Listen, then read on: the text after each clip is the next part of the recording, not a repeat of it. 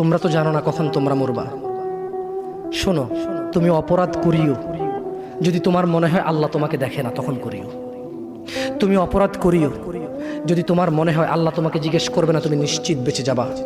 তুমি অপরাধ করিও যদি তোমার মনে হয় যে আল্লাহ তোমার জন্য জাহান্নাম নির্ধারণ করবে, আর তুমি আল্লাহকে বলবা আল্লাহ আপনি বললেই হবে নাকি আমি জাহান্নামে যাব। যদি এই ক্ষমতার অধিকারী হও তাহলে তুমি অপরাধ করিও।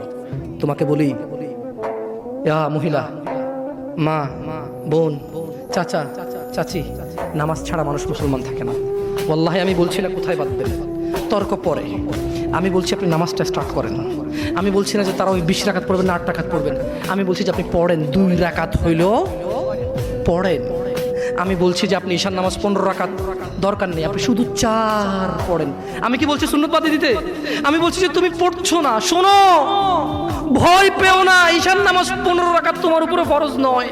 আমি তোমাকে না করছি না 15 রাকাত পড়তে, আমি বলছি যে তুমি নামাজই পড়ো না, 4 পড়ো।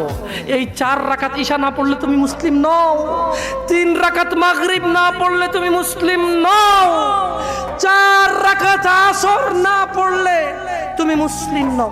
দেখো আমাকে দোষ দিও না, বুখারী খোলো, সালাত অধ্যায়ে যাও, আযান অধ্যায়ে যাও।